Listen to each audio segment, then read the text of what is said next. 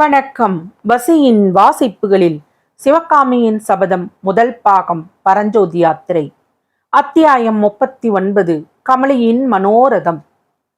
விவரிக்க முடியாத இன்பத்தையும் வேதனையையும் ஒருங்கே தந்த மேற்கூறிய நிழல் நினைவுகளை பொறுக்க முடியாமல் சிவகாமி சாளர மாடத்தில் இருந்து எழுந்தாள். அறையின் பின்புற கதவை ஓசைப்படாமல் மெதுவாய் திறந்து கொண்டு பூந்தோட்டத்துக்குள் பிரவேசித்தாள். அப்போது இரவில் 3ஆம் ஜாமம் நடந்து கொண்டிருந்தது. பிறை சந்திரன் விரித்த இளம் நிலவின் மோகன ஒளியில் அந்த பூந்தோட்டம் கனவு உலகத்தில் காணும் ஒரு காட்சி போல தென்பட்டது. பூந்தோட்டத்தில் உலாவி வர எண்ணி புறப்பட்ட சிவகாமி வீட்டு சுவரோரமாக சற்று தூரம் சென்றபோது பேச்சு குரல் கேட்டு திடுக்கிட்டு நின்றாள். கமலியும் கண்ணபிரானும் தான் பேசிக் கொண்டிருந்தார்கள். அவர்கள் இருந்த அறையின் பின்புற பலகனி வழியாக அவர்களுடைய பேச்சு தெளிவாக கேட்டது. அந்த பக்கம் போகாமல் திரும்பிவிட வேண்டும் என்று எண்ணிய சிவகாமியின் செவியில் மாமல்லர், குமார சக்கரவர்த்தி என்ற வார்த்தைகள் விழுந்தன. பிறகு அவளுடைய கால்கள் திரும்பிச் செல்ல மறுத்து விட்டன.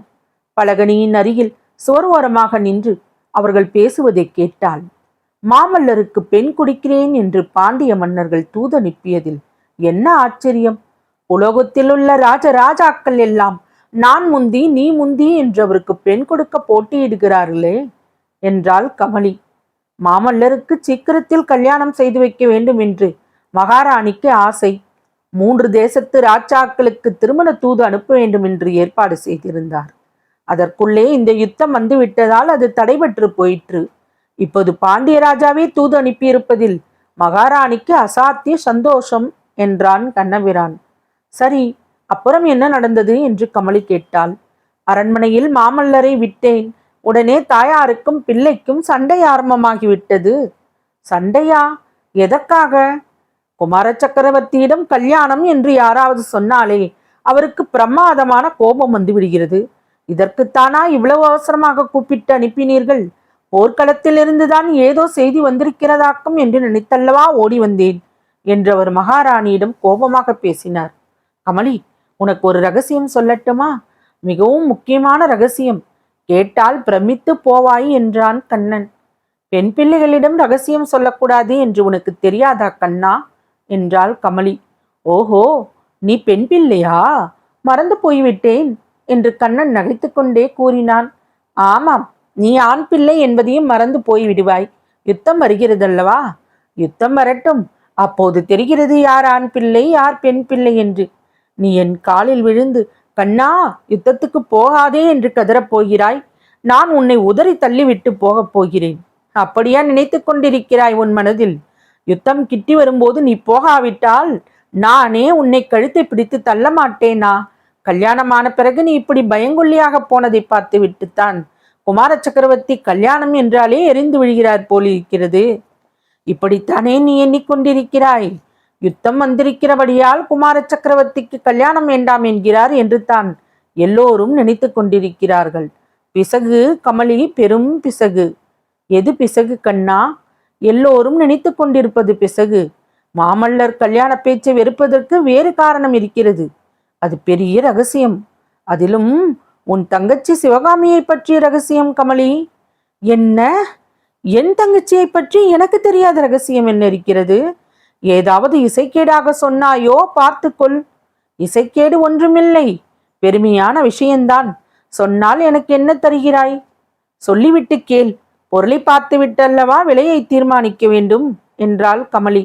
அப்புறம் ஏமாற்றக்கூடாது தெரியுமா? பல்லவ சாம்ராஜ்யத்தின் குமார சக்கரவர்த்தி வீரத்தில் அர்ஜுனனையும் அழகில் மன்மதனையும் ரதம் ஓட்டுவத்தில் கண்ணபிரானையும் ஒத்தவரான மாமல்ல நரசிம்மர் உன்னுடைய தங்கச்சி சிவகாமியின் மேல் காதல் கொண்டிருக்கிறார் கமலி. ஆ என்னும் சத்தம் மட்டும்தான் கமலியின் வாயிலிருந்து வந்தது. அவன் ஆச்சரியத்தினால் திகைத்து விட்டாள். வெளியில் இருந்து கேட்டுக்கொண்டிருந்த சிவகாமியின் நெஞ்சில் அந்த சத்தமானது கூறிய அம்பை போல் புகுந்தது. தன்னிடம் இவ்வளவு ஆசையும் நம்பிக்கையும் வைத்துள்ள அருமை தோழியிடம் தனது அந்தரங்கத்தை வெளியிடாமல் இத்தனை நாளும் ஒளித்து வைத்திருந்ததை பற்றி அவள் விற்கினாள். அறைக்குள்ளே சம்பாஷணை மேலும் தொடர்ந்து நடந்தது. கமலி, நான் சொன்ன செய்தி உனக்கு அதிசயமாக இருக்கிறதல்லவா என்று கண்ணபிரான் கேட்டான். அதிசயம் என்ன? நம்முடைய குமார சக்கரவர்த்தி புத்திசாலி என்று தான் அடிக்கடி நான் சொல்லி இருக்கிறேனே. அதனால்தான் அவருக்கு என் தங்கச்சியின் பேரில் மனம் சென்றது என்று கமலி சமத்காரமாக விடை சொன்னாள். ஓஹோ, அப்படியா? நீயும் உன் தங்கையும் சேர்ந்து பேசிக்கொண்டு தான் இந்த வேலை செய்தீர்கள் போலிருக்கிறது. உன்னுடைய வலையில் என்னை நீ போட்டுக்கொண்டாய். உன் தங்கச்சி மாமல்லரையே வலை போட்டு பிடித்து விட்டாள். என்ன சொன்னாய் என்று கமலி கம்பீரமாக கேட்டுவிட்டு மேலும் சொல்லம்புகளை போட்டாள். நானா உன்னை தேடி வந்து என்னுடைய வலையில் போட்டுக்கொண்டேன். நானா வீட்டின் மூளை முடுக்குகள் எல்லாம் உன்னை தொடர்ந்து வந்து கையை கெட்டியாக பிடித்து கொண்டு, கண்ணே பொன்னே, நீ கருணை செய்யாவிட்டால் நான் உயிரை விடுவேன் என்று கதறினேன். நானா என்னை கல்யாணம் செய்து கொள் என்று கெஞ்சினேன். இல்லை கமலி, இல்லை. நீ உன்னுடைய கண்ணாகிற வலையை வெறுமனே விளையாட்டுக்காக விரித்தாய். அதில் நானாக ஓடி வந்துத்தான் அகப்பட்டு கொண்டேன். நம்முடைய கதை இருக்கட்டும். மாமல்லருக்கும் என் தங்கைக்கும் நேசம் என்கிற விஷயம் உனக்கு எப்படி தெரிந்தது? அதை சொல்லு என்றாள் கமலி. ஆ, பாம்பின் கால் பாம்புக்கு தெரியாதா என்ன? கள்ளனுக்கு தெரியாதா கள்ளனின் சமாச்சாரம்? நான் உன்னை உன் தகப்பனார் வீட்டில் அந்த காலத்தில் என்னமாய் பார்த்தேன், ஞாபகம் இருக்கிறதா? அம்மாதிரியே உன் தங்கையே இப்போது மாமல்லர் ஆர்வத்தோடு பார்க்கிறார். இவ்வளவு தானா? இன்னும் என்ன வேண்டும்? நாவுக்கரசர் மடித்தில் அபிநயம் பிடித்தானதும் உன் தங்கை மூர்ச்சையாகி விழுந்து விட்டாள் என்று சொன்னேன் அல்லவா? உடனே மாமல்லர் ஓடி வந்து சிவகாமியை தூக்கி ஆயனார் மடியின் மீது வைத்தார். கமலி அப்போது அவருடைய கைகளும் தேகமும் எப்படி பதறின தெரியுமா? இதுவரையில் எனக்கு கொஞ்சம் சந்தேகமாயிருந்தது. இன்றைக்குத்தான் சர்வ நிச்சயமாயிற்று. இதை கேட்டுக்கொண்டிருந்த சிவகாமியின் தேகமெல்லாம் சுளித்தது. விம்மலுடன் அழுகை வரும் போல் இருந்தது. சமாளித்து கொண்டு மேலும் நடந்த சம்பாஷணையை கேட்டாள். இவ்வளவு கூர்மையாக கவனித்தாயே, நீ ரொம்ப புத்திசாலித்தான். மாமல்லரும் பாக்கியசாலித்தான் என்றாள் கமலி. மாமல்லர் பாக்கியசாலி என்றா சொல்லுகிறாய்? இதனால் ஏற்பட போகிற சங்கடங்களையெல்லாம் நினைத்தால் சங்கடம் என்ன வந்தது? குமார சக்கரவர்த்தியின் கல்யாணம் என்றால் நம்முடைய கல்யாணத்தைப் போல் என்று நினைத்து கொண்டாயா? எத்தனையோ யோசனைகள் செய்வார்கள். கண்ணா, என் தங்கையை மட்டும் சாமானிய பெண் என்று நினைத்தாயா? தமயந்தியை மணந்து கொள்ள தேவலோகத்தில் இருந்து தேவர்கள் வந்தது போல சிவகாமியை தேடிக்கொண்டு வரமாட்டார்களா?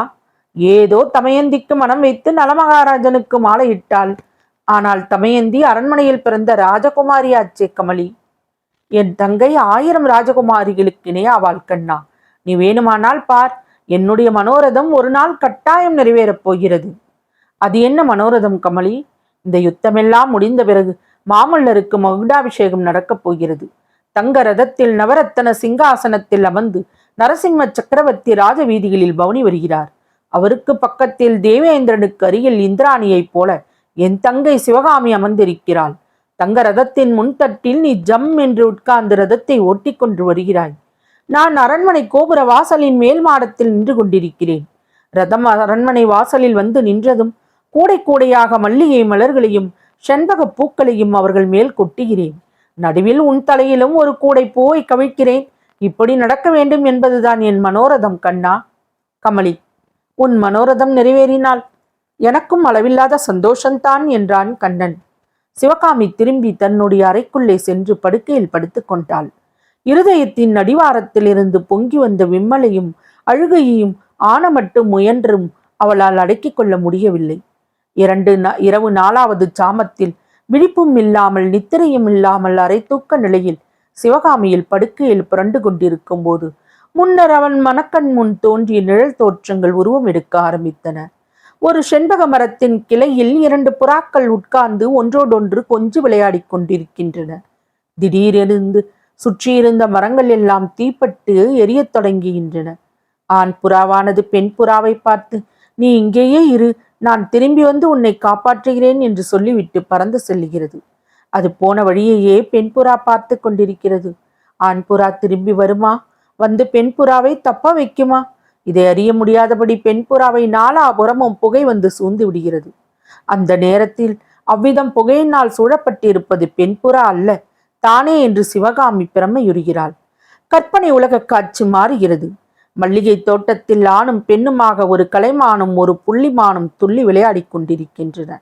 விளையாட்டின் இடையே புள்ளிமானானது மல்லிகை புதருக்கு அருகில் மறைந்து நிற்கிறது. மல்லிகை புதரில் பூத்து சிரித்திருந்த வெள்ளி மலர்களுக்கும் புள்ளிமானின் மீது அள்ளி தெளித்திருந்த வெள்ளி பொட்டுகளுக்கும் வித்தியாசம் தெரியாமல் கலைமான் புள்ளிமானை தாண்டி கொண்டு அப்பால் போகிறது. அதைக் கண்டு புள்ளிமான் சிரிக்கிறது. இப்படி அவை விளையாடிக் கொண்டிருந்த போது சற்று தூரத்தில் ஒரு மல்லிகை புதரில் 2 பிரகாசமான நட்சத்திரங்கள் ஜொலிப்பதைக் கண்டு அதிசயித்தது. பிறகு அவை நட்சத்திரங்கள் அல்ல, அனல் கட்டிகள் என்று தோன்றியது. பின்னர் அவை 2 மணல் கட்டிகளும் ஒரு பெரிய புலியின் 2 கண்கள்தான் என்று தெரியவே பெண்மானின் சகல நாடியும் ஒடுங்கிவிட்டது. கலைமானை கூவி அழைக்க அது முயன்றது. ஆனால் அதன் தொண்டையில் இருந்து சத்தமே உண்டாகவில்லை. மேலே என்ன ஆயிற்று? புலிமான் தப்பித்து சென்றதா, கலைமானுடன் சேர்ந்ததா? அதுதான் தெரியவில்லை. அத்தகைய பயங்கர அபாயத்தில் அகப்பட்டு கொண்டிருந்த பெண்மான் உண்மையில் மான் அல்ல, தானே அந்த மான் என்று மட்டும் சிவகாமிக்கு அந்த கணத்தில் தெரிய வந்தது. தொடரும். துளசியின் வாசிப்புகள் பிடித்திருக்கும் என்று நம்புகிறேன். எனக்கு சப்ஸ்கிரைப் செய்து, லைக் செய்து, ஷேர் செய்யவும். தங்களின் மேலான கருத்துக்களை கமெண்டில் பதிவிடவும். அதுவே எனக்கு உற்சாகமூட்டும். நன்றி.